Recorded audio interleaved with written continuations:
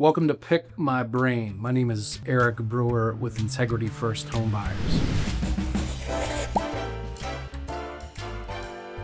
I want to give you a little context behind why I'm sitting here with this ridiculously big hat on my head today, allowing you to pick my brain. About 3 years ago, I'd seen a series of videos from different influencers that were upset. They had very hard feelings about people reaching out to them and asking them to pick their brain. And one particular video I saw where someone had said that, don't reach out to me to pick my brain. And he was offended by it. And he said it wasn't the best use of his time. And he should charge thousands of dollars an hour to meet with people to allow them to pick their brain. And something about it just didn't sit right with me. So I made a decision in that moment that I was going to create an opportunity for people, if they wanted to pick my brain. So I started doing these breakfast meetings, and that was about 3 years ago. And I would do roughly 2 to 3 breakfast meetings each and every week with really anybody that was a Facebook friend of mine or someone that had been introduced to me through a mutual friend. And I got a ton of fulfillment out of it. I met a lot of really great people. I've have some friendships and some business relationships now as a result of it. And I just really set out to kind of prove that theory wrong, that somehow people believe that once they reach a certain status that they don't need to give back, or they don't need to make themselves available, or they should keep all this information to themselves. So I'd love to hear questions that you may have. I have the blessing of being able to coach dozens of entrepreneurs and business owners and real estate investors. And I love the challenge of trying to help someone fight through maybe a season of their life or a difficult situation. And I'd love to hear more from you. Just one? Just one. All right, just one. What does success look like in your 70s? I go through this practice with all of our team members, and we set 10-year goals. And the difficult thing about setting 10-year goals is that it's so far down the road that most people think too small. It's hard for people to imagine how much progress or growth they can experience in 10 years. So for me, 70 would be 21 years from now. I think success in my 70s would mean that I've left behind a trail of other successful people. Hopefully somewhere to the tune of millions, not dozens. So it's a challenge for me to figure out a way to take a little bit of impact that I've been able to have with my family, with my business, and my local community, and somehow stretch that to millions. So that's what success would look like for me in my 70s. All right. How do you define success beyond financial metrics? I think the good thing about financial metrics is it's very objective. Like, it's hard to dispute the value of $1 million or $5 million. Success beyond financial metrics is more of a feeling. I think for me, it's very subjective. And I think beyond financial metrics, the way that I would define success is peace. And I think that's why finances are so important to a lot of people, not because of the money, but because of the peace that comes with. If managed correctly and done for the right reasons, the accumulation of money is supposed to lead to peace. So for me, it would be being able to sleep well at night, enjoying the time that I spend with the people that I care most about. How did the Brewer method come to life? Well, Novations came to life, which is the Brewer method. In 2008, I had been real estate investing for about 2 years, and there was a lot changing in the mortgage industry. The country was in a recession.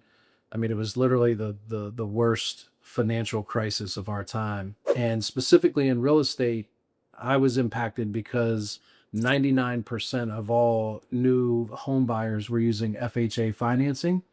And as a house flipper, FHA financing created a very difficult situation where all of our houses could not be financed with FHA financing. So I started looking for a solution.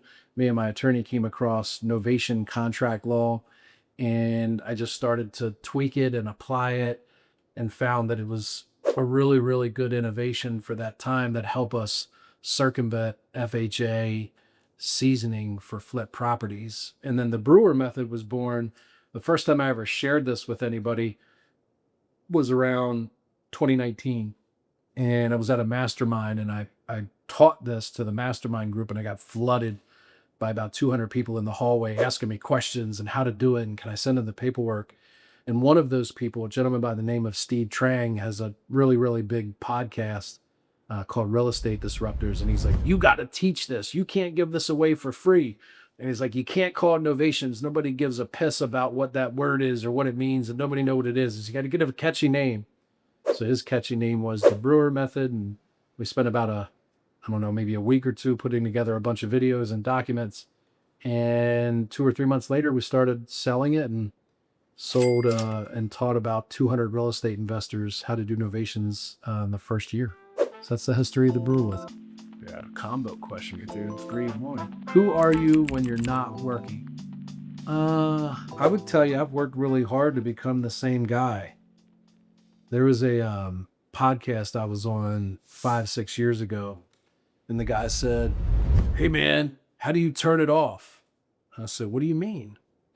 And he said, "Well, you're like this beast, like this dude at home that like, you get shit done and you do this and you do that." And he's like, "And how do you go home and become this father that's like loving and nurturing to your kids and patient with your wife?" And I said, "Man, I don't think I'm different at work than I am at home. And I think if someone is different at work than they are at home, one of them's broken." So like if in my eyes, if I'm this amazing human that drives and pushes at work, why does my family not deserve the same version of me? And if I'm a jerk at work and I'm an amazing husband at home, why am I cheating my coworkers and my team out of me being an amazing leader at the office? So my personal opinion is you shouldn't be any different at work than you are at home. And if you are, you probably need to improve in one of those areas. What's a lesson your team has taught you? The first thing that comes to mind is my old team. And my old team is my old team because they all left. And in the very beginning of my entrepreneurial journey, I would tell you my leadership style was very messy. I was there when times were rough, and I was very critical when there was a mistake and didn't do a good job of encouraging or complimenting when someone did something good. So I think my old team has taught me, and hopefully my new team is thankful that our job as a leader is to serve, not to dictate or not to have all the great ideas or not to make all the decisions. Today, I see my responsibility to build an environment and a culture with a group of people where all decisions are made, but not by me. Yeah, so that was fun. I enjoy thought-provoking questions and sharing some of my insights with you. If you're still watching at this point and you have a question or you want to pick my brain, just send your message in and shoot us a question, and we'll answer these questions as they come in, and we'll see you in the next video.